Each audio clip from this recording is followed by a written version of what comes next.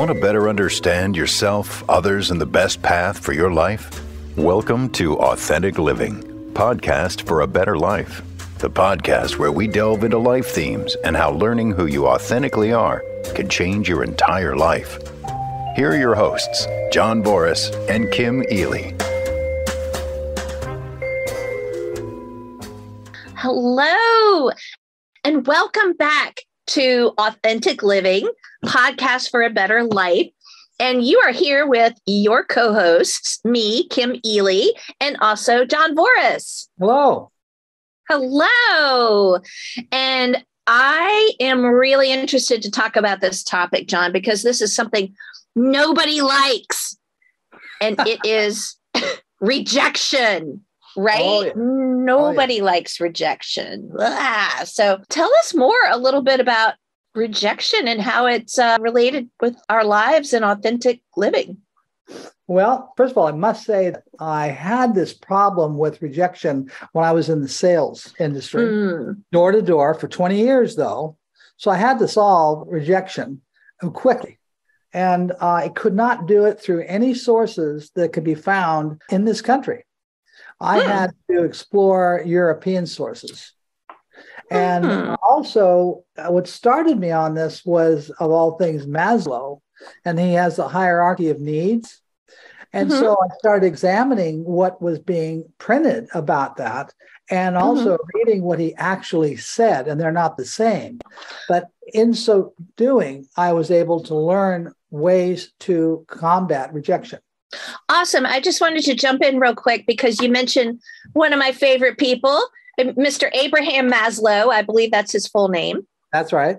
And so Maslow is important because his name gets mentioned frequently I know I personally have a PMP, Project Management Professional Certificate.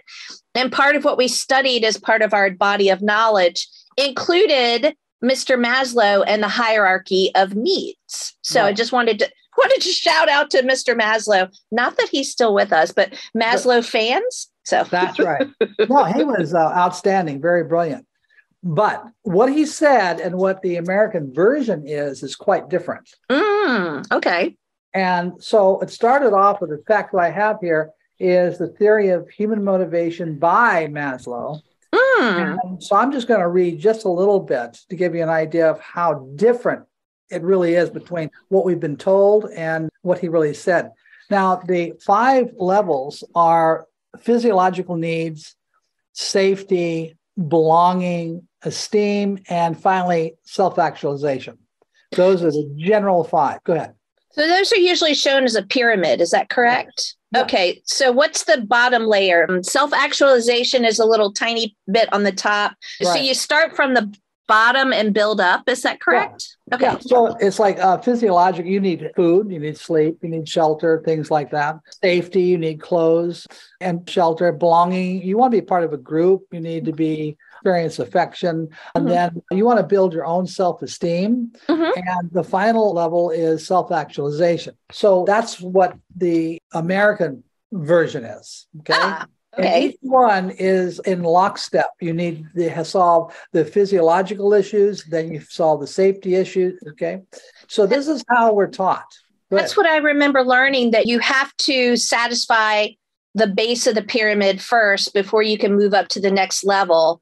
And so if I could give a quick example, when I was taught about it for project management, one example that they used is, it's all well and good if you provide, work for your employees that they enjoy doing and they're satisfied with, but they're never going to enjoy it if their basic need for, let's say, clean bathroom facilities is not met. If they have to run 2 blocks down and go to the gas station to go to the bathroom, their needs aren't being met and they can't work. That's unusual. I never heard that one before. So that's how I was taught it. I thought I would jump in. Yeah. All right. So I'm going to read just a little bit from this book here, The Theory of Human Motivation by Maslow. So he's really talking about degrees of relative satisfaction. So far, our theoretical discussion may have given the impression that these 5 sets of needs are somehow in stepwise all or none relationship to each other. We have spoken in such terms as the following. If one need is satisfied, then another emerges. This statement might give the false impression that a need must be satisfied 100% before the next need emerges. In actual fact, most members of our society who are normal are partially satisfied in all their basic needs and partially unsatisfied in all their basic needs at the same time. Ooh. A more realistic description of the hierarchy would be in terms of decreasing percentages of satisfaction as we go up the hierarchy. For instance, I may assign arbitrary figures for the sake of illustration. It is as if the average citizen is satisfied perhaps 85% in the physiological needs, 70% in safety needs, 50% in love needs, 40% in self-esteem, and 10% in self-actualization. Wow. So it never was a jump from one rung to the next. Never. But this is how he's been interpreted. And as you described, in fact, I saw this in a marketing handbook that I read years ago. But it's, you have to have each one solved. That's not what he said. Gotcha. So with that having been said, and thank you for sharing that because that's fascinating. Oh, yes. But it does kind of kick the legs out from under, what we're often taught here in America. So instead of a pyramid where it almost reminds me, John, of like a video game where you have to finish level 1 before you can go to level 2. There you go. Sure. Is that a good analogy? Yeah. So instead of being like a video game, we can all function at, say, 85%, first in different varying degrees of percentage. So what does that mean to us versus having, say, conquered level 1, that we're in this state of flux and we haven't hit 100% on each thing? Well, what's happening is realistically, as he said, normal people, they touch each aspect, but not fully. There's a lot of people go to bed hungry. A lot of people don't have shelter, but they have a family that takes care of them. Okay. Gotcha. And he was aware of that. That's why this version is so upsetting to many people who really know Maslow, because it's not how it is. This is a very general, I might say it's an absolute theory of humanity. In general, these are the steps we need to go through, but we don't do it all the time, and we do it by percentage. Gotcha. That's all it means. So this is fascinating because from the project management standpoint, from what I remember being presented, it was like, you'd better, project manager, go back and solve these issues, these basic needs before your team can advance. And that's just not the case. Not at all. Gotcha. That's not what he meant. And so by seeing this and by seeing how deceptive the interpretation is in this country, my goal was to find motivations with regards to rejection. Right. I thought I could find it here, but I can't. You see? I had to dismiss the pyramid. You were saying you were looking at the pyramid and trying to figure out where rejection fell on the pyramid? Yeah, right. Okay. How they interfaced with it. But still, by going on to read more of Maslow, of what his real writings, I did start to come up with ideas. And what he wrote, and actually in the same book, is that one of the greatest fears we have is to know who we really are. Ooh. And who we really are considers also the shadow side of us that we don't like to focus on, and the unconscious. But this fear has a relationship to our inner fear, has a relationship to our outer fear of life itself, of people. The idea is what's real is something that we have to make up in a way, and to have a stable psyche and a stable understanding of the world. Because no two people are the same. Right. Everyone has a shadow side, and they have a side that they don't know who they are. So you have this inner and outer side, and they mirror the relationships of the world. And we also believe we have inner problems and we have outer problems regarding these relationships and general experiences. This type of fear is defensive by protecting our self-esteem. We are afraid of any new knowledge that could cause us to feel inferior, weak, worthless, evil, and thus be ashamed for doing something that caused us guilt. Okay. So Maslow was an existentialist. Okay. Well, that's not how he's portrayed in the more common books that we see, the more modern. He's an analyst, just like the American psychology. And so what we have are feelings of, like, say, joy and love and trust and sadness. And we have all these feelings, disgust and even anger, because all these feelings and emotions are designed to keep our identity unified and cohesive. You see how this is so different than the 5 levels? It's super different. And it's in the same book. That's wild. So you're talking about the emotions and feelings. And feelings. So rejection evolves from those emotions and feelings? What's happening is not from them. Oh, okay. These are designed to be defensive mechanisms. So you're angry because of something occurring that you have to defend yourself. You have to stand up for your own commitments. For example, that anger is, I'll be focusing on in a minute. And, you enjoy something and you fear something. So all these emotions and feelings are keeping you unified. That's right. Because who we are is just clusters of ideas. Yeah. So you have to keep your ideas unified. This is how you do it. This is love. This is hate. This is joy. This is misery. And so what you do is you gravitate toward the good and you avoid the bad. And so, but the good still conforms to who you are. Okay. It's always building. You are always self-organizing. So part of the self-organizing then, identifying the what's good and what's bad, would include rejecting that which is not yourself? Very good. I'm going to get right to it. Oh, sorry. I jumped ahead, John. No, good. So the idea of rejection is, because this is what I had to deal with in sales, is when you identify with an object or a person, then you have an opportunity of having these feelings be extended to that object or person. So, for example, if there's a party and you're not invited, but you don't know the people, do you care? No. Oh.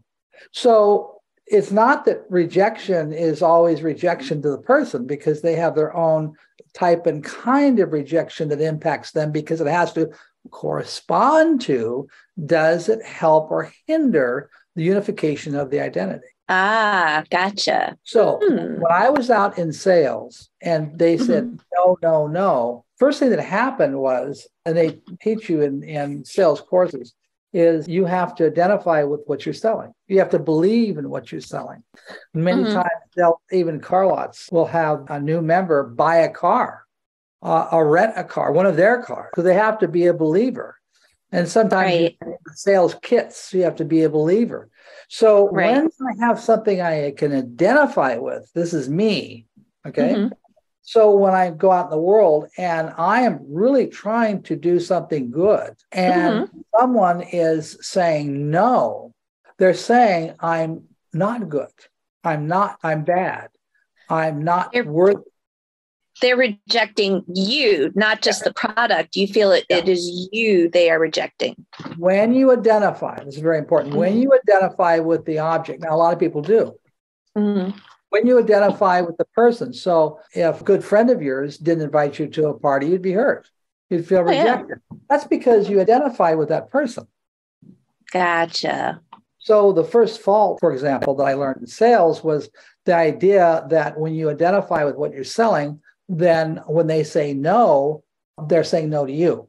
Some people can sell and not identify with the object, but that's for very different reasons and nothing I can get into right now. Yeah. But most people who go door-to-door sales, they identify with what they're doing, and they want to avoid being ashamed of what they're doing.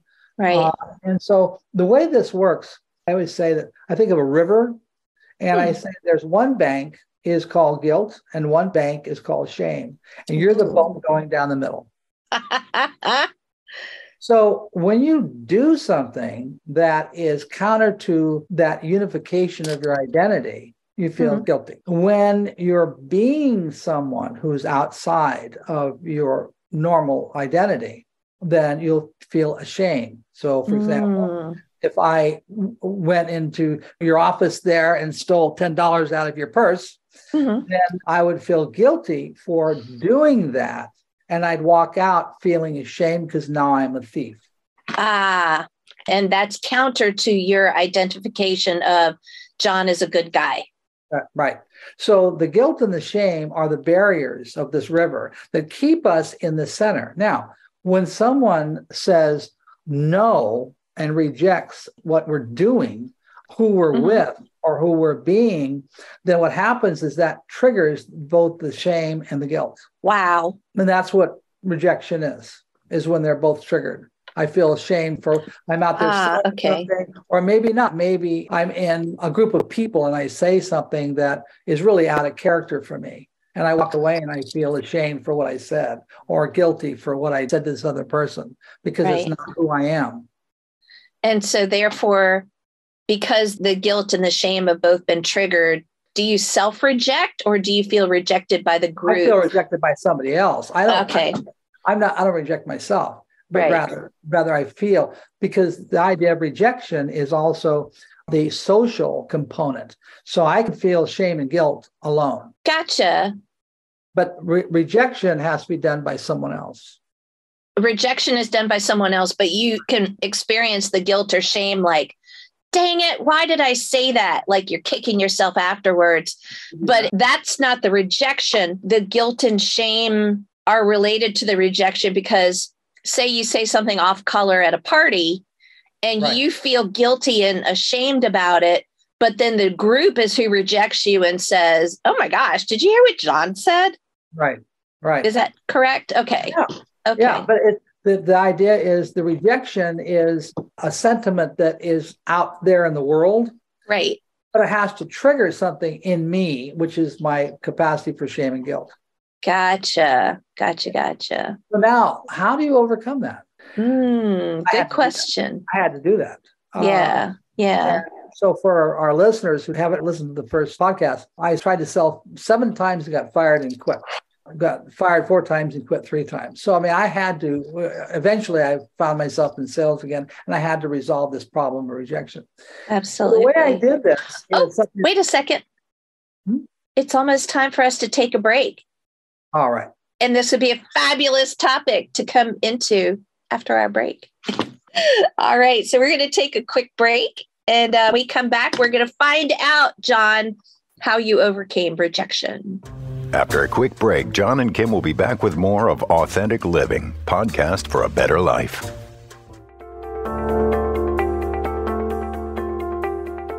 Do you start projects feeling on fire and later on find yourself getting burned out? If so, you are not alone. A recent poll showed that more than 7,500 full-time employees experience burnout. 23% of those workers said that they felt burned out more often than not.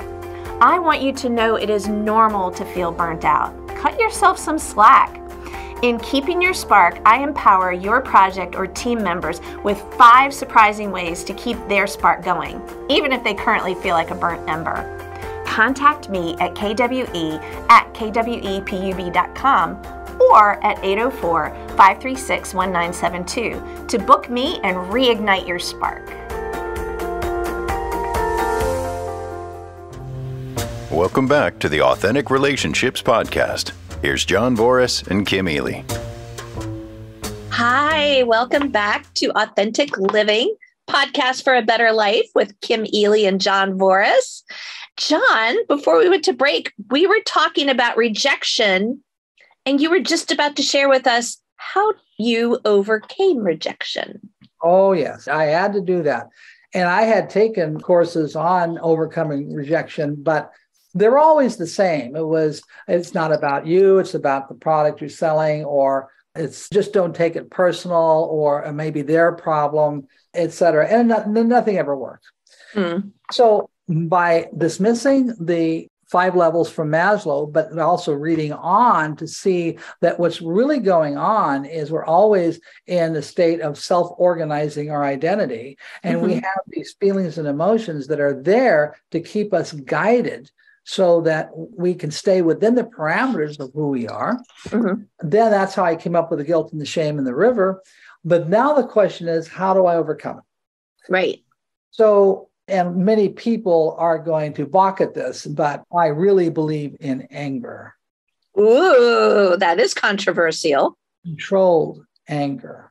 Now, notice that there's no courses on how to control your joy. Okay? How to diminish your happiness. There isn't a course on that. There is a course on anger. Some people can. I'm talking about normal anger, normal frustration. Right. Not something psychosomatic, okay? Right. When you're angry, what happens is you are right. Okay? Okay. You are justified. Okay? And no one can stop you. But mostly you're right. Being right is the glue that holds you together. Think about that. Now, we often admit we're wrong. Right. But we want to be right about it. What does that mean? So it's like, I'm sorry, I gave you the wrong date about something. Okay. No, I really shouldn't have done that. I should have listened. And I know that. And so I'm justifying and I'm still coming up with excuses. And, I'm saying, well, yeah, I did make a mistake. It's fine. But when you actually are confronted with a reality that is counter to who you are, then you have an identity crisis. And a lot of people know what that is. That's very different. So, question for you, talking about when you're experiencing anger, you are right. Is that righteous anger? Does that mean I am angry because I know 100% that what you did was wrong and I don't like it?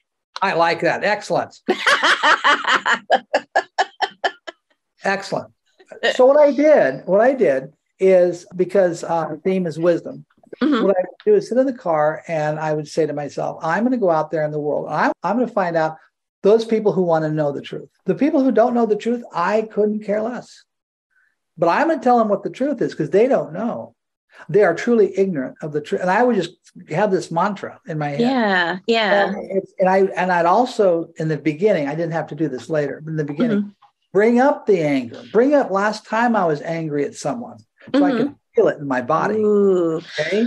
So in case somebody is not familiar with the wisdom life theme, I just want to make sure that we're clear. So as somebody who your life theme is wisdom, it's important to you to know how things work and to know the truth. Is that correct? Right.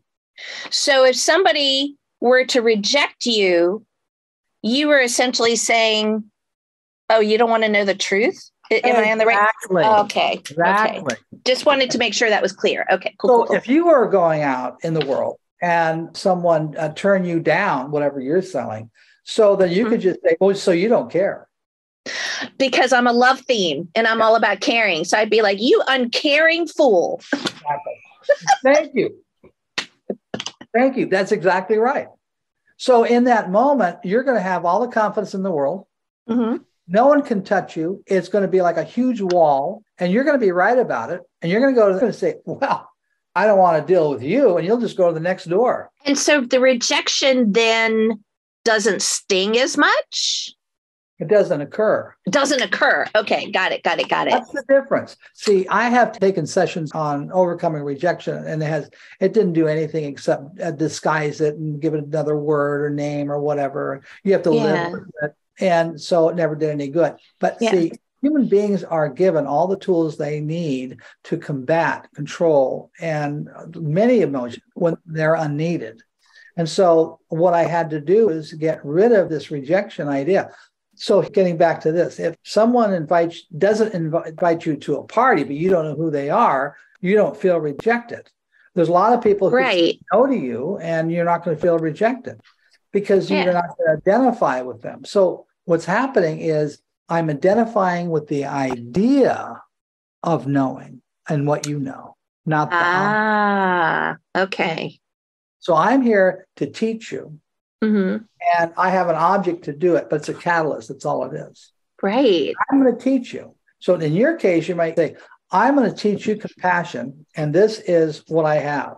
Mm-hmm. And it's my catalyst. So if you focus not on the object, but the meaning of it, and because this is what you're actually selling anyway, you can do this in everyday life. Everyday life is the same thing. You are selling ideas. Mm-hmm. And trying to convince them. Mm-hmm. And you want to avoid rejection or negative attitudes from other people. All you have to do is think to yourself, if you know your authentic identity, especially, it would be great. Mm-hmm. But think of what do you really stand for? Mm-hmm. And act as if someone is abusing that and get that anger going a little bit, not a lot. Mm-hmm. And then see your next, it could be a customer, it could be a husband, it could be a wife, it could be a friend, it doesn't matter. Right. You're not going to feel their rejection because your sense of empowerment would be great. Your sense of righteousness would overcome it. Gotcha. But now keep in mind, I just want to be very clear. I had to keep this conscious when I first started, but within a week, I didn't have to think about it anymore. It showed up. Interesting. So, question, because this is about sales, but rejection is not just a part of sales. Rejection is a part of everyday life. Everyday life. Yeah. This is about everyday living. Right. And so I wanted to explain my source. Mm-hmm. About this so that you can understand what was going on. And that's a very good test center is selling. Yes. Because then it doesn't matter what I do. I'm not going to feel the rejection. If I keep this in mind, my defense, but Absolutely. It's not going to even occur. Right. In fact, I've given sales courses and never ever touched on rejection at all. Never had to. So what are the errors? What are the mistakes that we are taught as part of our, I'm going to say, day-to-day life in America? What are some of the mistakes? Well, there's many. When it comes to many. But when it comes to rejection when it comes to the anger, yes, they want you to get rid of it. No anger. No anger. I've had people, I said, in my questionnaire, I'd say, describe the last time you were angry. Oh, I don't get angry. I just get frustrated. Well, tell me the last time you get frustrated. I finally get it out of them because everybody gets angry once in a while. But on a social level, you're not supposed to be angry. On a social level, you're not supposed to judge. And if you don't, you're not going to live very long. You're not supposed to have a bias, but that means you have an empty head. Okay. Right. So these are things we're taught that is just ridiculous. And so when it comes to this idea of anger is you have to get rid of it. And no, anger is there to tell you that you are being trespassed or an idea that you hold dearly is being trespassed. And you are defending that. You're defending a commitment. Mm-hmm. You're defending an idea. And just think of every time you've been angry. And it's always because someone is at risk of countering your main motivation in life. Right. So if someone's being cruel to an animal, what happened? Right. You get angry? Extremely. Yeah. Right. Yeah. Now, I would get upset, but I wouldn't get as angry as you would. Right. Because, since I'm a love life theme. Yeah. So we were talking about before, you had mentioned specifically the words controlled anger. Mm-hmm. So I'm thinking it's okay for us to have controlled anger. It's not realistic for us to have no anger. Right. Okay. But you're not arguing for uncontrolled anger, like, go off about everything. Not at all. Okay. In fact, what's happening is I'm taking an anger from the past and controlling it into the present. Interesting. Okay. Explain what the anger from the past is and bring it into the present. What is that? Okay. So, and also at the same time, I'll show you the distinction between feelings and emotions. Awesome. So my daughter was, I think, 2 years old, and she's crawling on the floor, but she has a paper clip in her hand. And she's going straight to a plug in the wall. So I said, Amanda, what are you doing? And she looks at me like, don't bother me. I'm having fun. And so she keeps on crawling forward. Amanda, stop. And she looks at me. She's angry now. What are you yelling at me for? So then she reaches her hand up she's about to put it in the socket.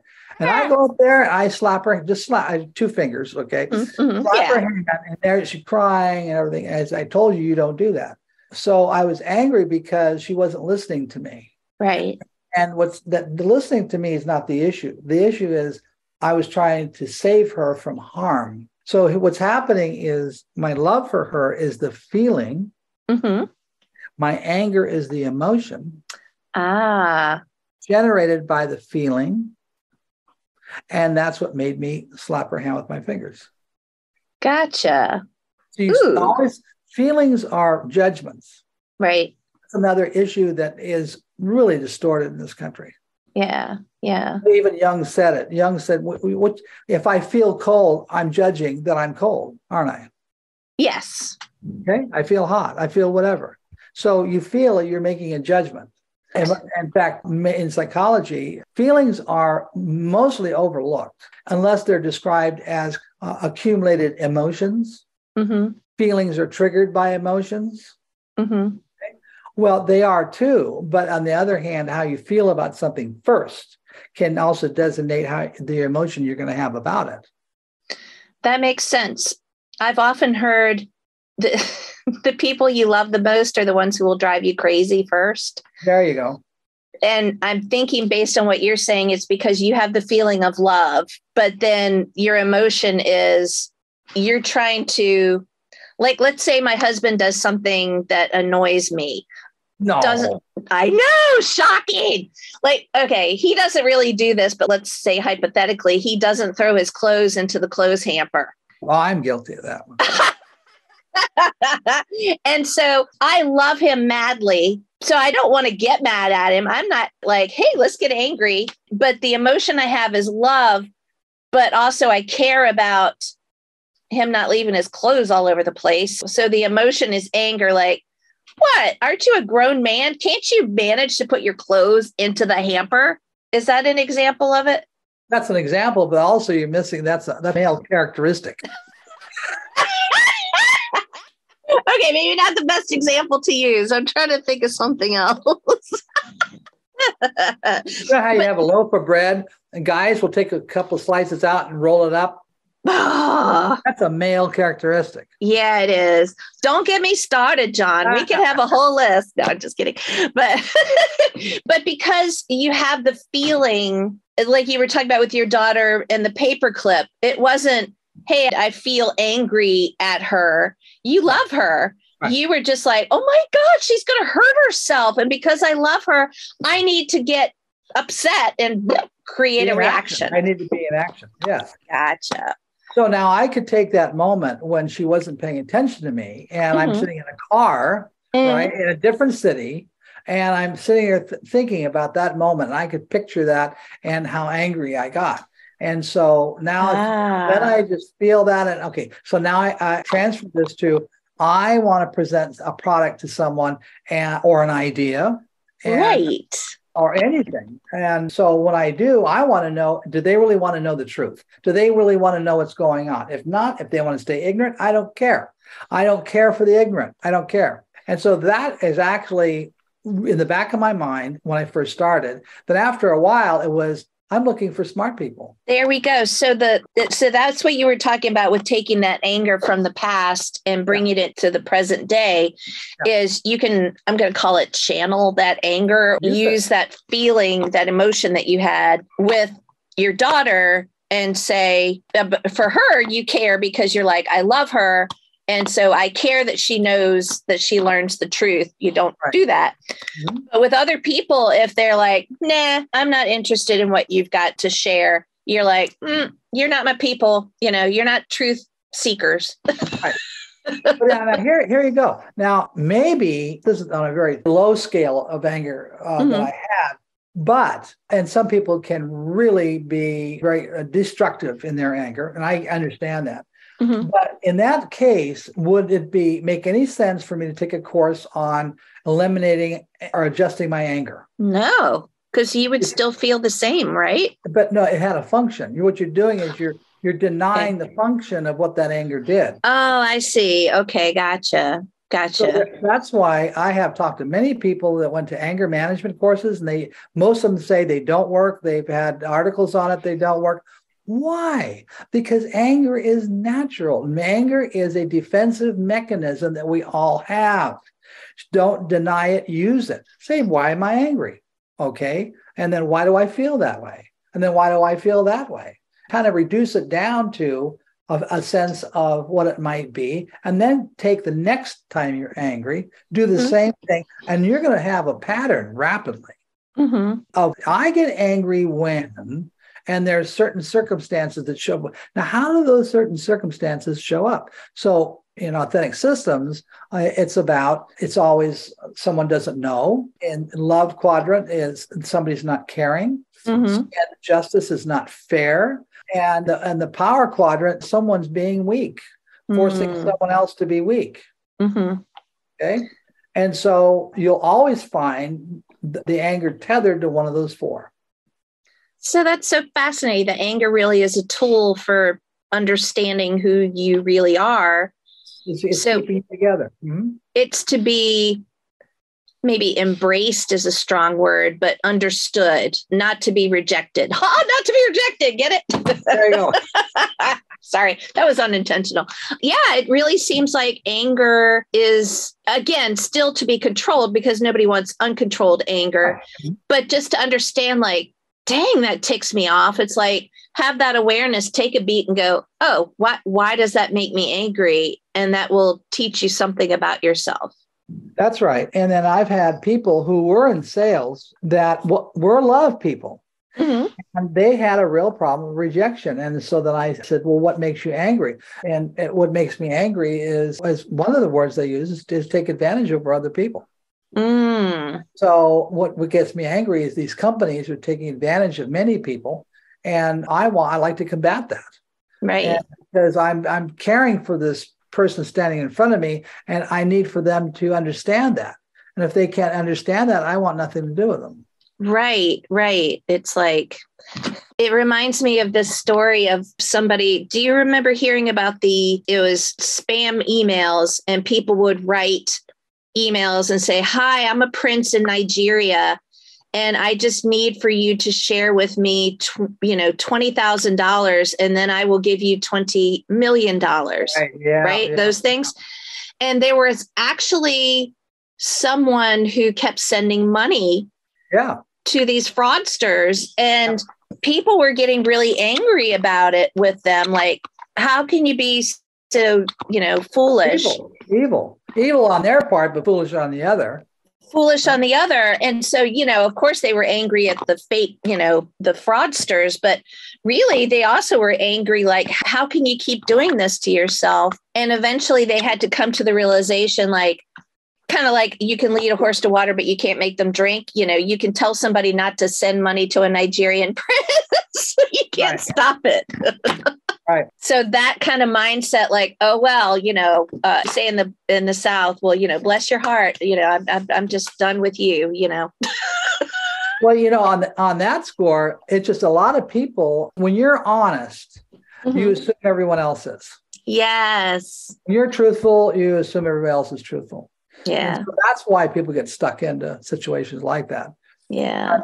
Getting back to the idea of a rejection and what it is and how to combat it, it's someone else is triggering your sense of shame and guilt, and only because you're attached to what's being said or an object.